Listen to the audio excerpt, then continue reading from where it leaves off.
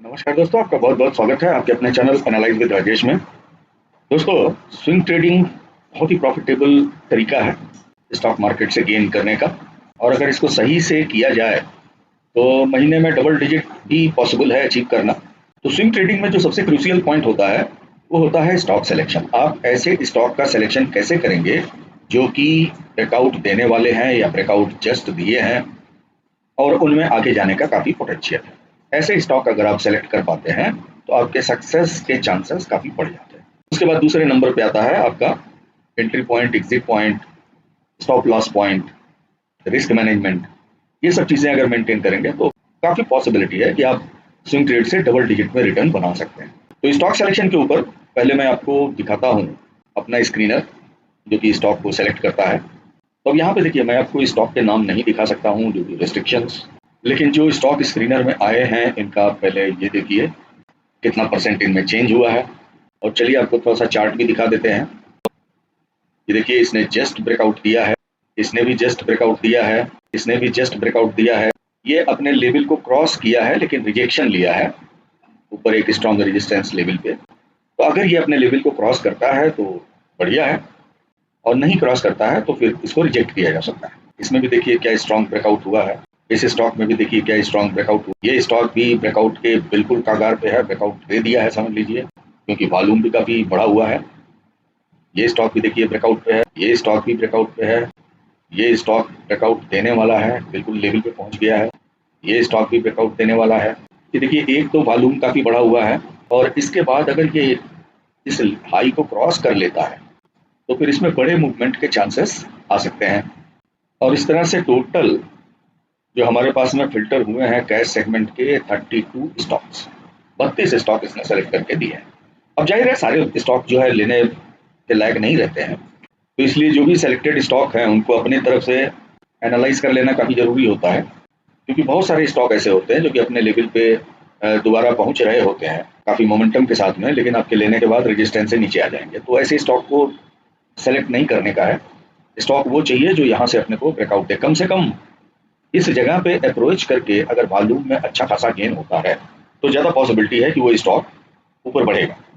तो जितने भी स्टॉक इसने सेलेक्ट करके दिया है ये लगभग सारे के सारे ब्रेकआउट स्टॉक्स हैं, जस्ट ब्रेकआउट दिए हैं या देने वाले हैं। तो ये स्टॉक वॉच लिस्ट में आने चाहिए और इन पर नज़र रखनी चाहिए। जो स्टॉक ब्रेकआउट दे चुके हैं उसमें एंट्री ले सकते हैं, जो स्टॉक अभी ब्रेकआउट देने वाले हैं they must be in the watch list, और जब वो ब्रेकआउट देंगे तो लेने लायक रहेंगे। और अब हम आ जाते हैं कि जो स्टॉक हमको स्क्रीनिंग में मिलेगा उसकी एनालिसिस कैसे करेंगे, कैसे समझेंगे कि वो लेने लायक है या नहीं है। इसमें देखिए प्राइस एक्शन एक काफ़ी इंपॉर्टेंट भूमिका निभाता है। अगर ब्रेकआउट स्टॉक है विद हाई वॉल्यूम और उसने अपने प्रीवियस लेवल को क्रॉस किया है विद हाई वॉल्यूम, वो स्टॉक डेफिनेटली लेने लायक है। लेकिन जो स्टॉक अपने लेवल पे पहुंच करके हेजिटेट हो रहा है वो स्टॉक लेने लायक नहीं है। अब जैसे देखिए यहाँ पे ये प्रीवियस लेवल है और ये प्रीवियस लेवल से थोड़ा सा ऊपर ही गया है, लेकिन पहली बात तो ये है कि यहाँ पे जो कैंडलें बन रही हैं they are very weak candles, और ये इंडिकेट कर रही हैं कि बायर्स में बहुत ज़्यादा पोटेंशियल नहीं है। इसके अलावा सबसे बड़ी बात क्या है, RSI में यहाँ पे भयंकर डाइवर्जेंस दिखाई दे रहा है। तो एक तो कैंडल्स कमजोर हैं, दूसरे डाइवर्जेंस दिखाई दे रहा है, तो ऐसे स्टॉक में अपने को एंट्री नहीं लेना। अब इन चीज़ों को सिंपल बनाने के लिए अपने मूविंग एवरेजेस का भी यूज़ कर सकते हैं। ये हमने मूविंग एवरेजेस लगा दिए। तो यहाँ पे देखिए ये जो मूविंग एवरेज है इट इज़ ऑफ 20, ये 20 का हाई है।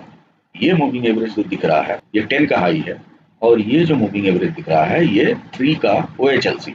तो यहाँ पे हमारा एंट्री सेटअप क्या है कि ये 3 का जो मूविंग एवरेज है it should be above high of 10 moving average. 10 के हाई के ऊपर 5 का OHLC होना चाहिए और 10 20 के हाई के ऊपर होना चाहिए। एकदम सिंपल सा सेटअप है। और उस समय जो RSI है RSI 60 से ऊपर होना चाहिए। That's it. तो जैसे ही 10 का हाई 20 के हाई के ऊपर निकला और 3 का OHLC 10 के ऊपर निकला, हमारे लिए ये एंट्री सिग्नल होगा। और जब तक 3 का OHLC 10 को काट करके नीचे नहीं जाता, यानी कि 10 और 3 का जब बियरिश क्रॉस होगा तब हमारा यहाँ पे एग्जिट होगा। उसके पहले हमको एग्जिट लेने की जरूरत नहीं। अब इसमें चूंकि अपने को बियरिश साइड में एंट्री लेना नहीं है, तो इसलिए बियरिश साइड देखने की जरूरत नहीं है। अपने को जस्ट यही देखने का है कि कहाँ 10 का मूविंग एवरेज 20 को क्रॉस करके ऊपर जाता है और 5 उसके ऊपर जाता है और 3 उसके ऊपर जाता है, दैट्स इट। वहाँ पे हमारी एंट्री होगी और जहाँ पे इनका बेयरिश क्रॉस होता है, देखिए यहाँ पे दो चीज़ें आपको फॉलो करना है, एक तो 3 और 10 का बेयरिश क्रॉस और या फिर कैंडल की क्लोजिंग बिलो 10 के हाई के नीचे अगर क्लोज दे देती है तो वहाँ पे हमारा एग्जिट हो जाना चाहिए। वहाँ पे फिर हम वेट नहीं करेंगे मूविंग एवरेज क्रॉस ओवर करने का या कुछ भी करने का। अब उदाहरण के लिए देखिए यहाँ पर RSI 60 के ऊपर आया, यहाँ पे 10 का मूविंग एवरेज 20 को क्रॉस किया और 3 का मूविंग एवरेज 10 के ऊपर गया, तो इस जगह पे हमारी एंट्री। और यहाँ से देखिए क्रॉस ओवर इस जगह पे हुआ जब कैंडल ने 10 के नीचे ओपनिंग दी है, इस जगह पे हमारा एग्जिट हो जाना चाहिए अगर कैंडल 10 के नीचे आती है तो। दोनों में से कोई एक कंडीशन हो, या तो 3 और 10 का क्रॉसओवर हो जाए और या फिर 10 के नीचे कैंडल क्लोज दे दे। तो ये सेटअप हमेशा काम करेगा। जहां पर मार्केट चॉपी हो या मार्केट बेयरिश हो या कोई दिक्कत हो, वहां पे आप देखिए जो 10 का मूविंग एवरेज है ये 20 के नीचे चलेगा और 5 का मूविंग एवरेज 10 के नीचे रहेगा। तो यहाँ पे क्लियर कट है कि भाई यहाँ पे ऊपर साइड हमको मोमेंटम नहीं मिलेगा, और जैसे ही क्रॉस ओवर हुआ यू कैन सी इस तरह का मूवमेंट अपने को मिलता है। कहीं कहीं छोटी छोटी विपशास भी जनरेट होती हैं, उनको भी देखते हैं। अब जैसे यहाँ पे देखिए ये क्रॉस ओवर हुआ, तो आप अगर यहाँ पे एंट्री लेते हैं तो कुछ ना कुछ आपको मिलेगा। इस जगह पे क्रॉस ओवर नहीं हुआ है इसलिए यहाँ हमारी एंट्री नहीं। अब विपशा पॉइंट यहाँ पर है, इस जगह पे थोड़ी सी विपशा है। यहाँ पे देखिए RSI 60 के ऊपर है और मूविंग एवरेज का क्रॉस ओवर भी हुआ है, तो यहाँ पे अगर आप एंट्री लेंगे तो हो सकता है कॉस्ट टू कॉस्ट निकले, लेकिन नुकसान की नौबत बहुत ही कम आएगी। और इसमें जब आपको मूवमेंट मिलेगा मोमेंटम में तो बेहद अच्छा मिलेगा। सबसे बड़ी बात है इसमें बिल्कुल टाइमली आपको एंट्रेंस मिलेगा और टाइमली आप एग्जिट भी होंगे, तो जब भी आपको प्रॉफिट होगा काफ़ी अच्छा होगा, और अगर लॉस होगा तो बेयर मिनिमम होगा। तो एवरेज रिस्क रिवार्ड इसमें बहुत अच्छा मिलेगा और प्रोबेबिलिटी काफ़ी हाई मिलेगी, तो इसलिए ये आपको काफ़ी बेनिफिशियल रहेगी if you implement it thoroughly. और अब देखिए हमने स्क्रीनर बनाने के लिए क्या यूज़ किया है, तो इसका स्क्रीनर बनाना भी बहुत सिंपल है। वन डे को वॉल्यूम ग्रेटर देन 1 लाख से कम वॉल्यूम वाले स्टॉक में अपने ट्रेड नहीं करेंगे। तो कैश सेगमेंट में 1 लाख अगर वॉल्यूम रहेगा तो दैट इज गुड वन।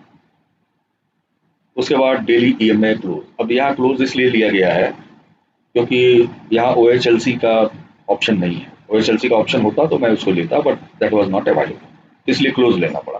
तो डेली EMA 3 क्रॉस्ड एबव, यहाँ ये लैंग्वेज याद रखिएगा, क्रॉस्ड एबव, ग्रेटर देन नहीं, क्रॉस्ड एबव। ग्रेटर देन का मतलब है ऑलरेडी ऊपर चल रहा, और क्रॉस्ड एबव का मतलब है कि यहाँ से क्रॉस करके ऊपर गया।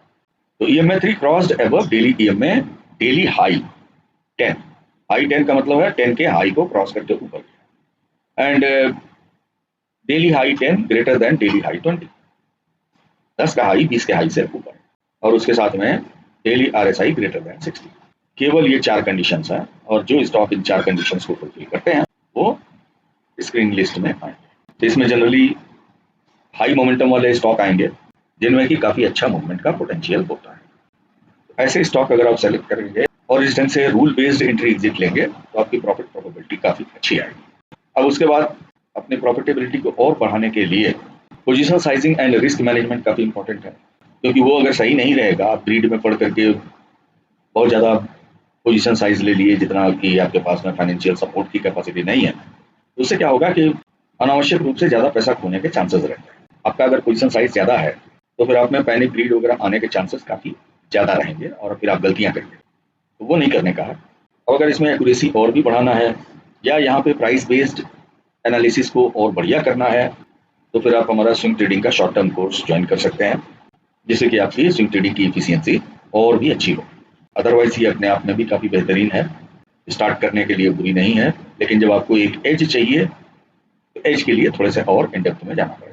अगर वीडियो अच्छा लगा हो तो लाइक कीजिएगा, दोस्तों में शेयर कीजिएगा, चैनल आपने सब्सक्राइब नहीं किया है तो प्लीज़ सब्सक्राइब भी कीजिएगा। मिलते हैं फिर नेक्स्ट वीडियो में, तब तक के लिए नमस्कार, जय हिंद, जय भारत।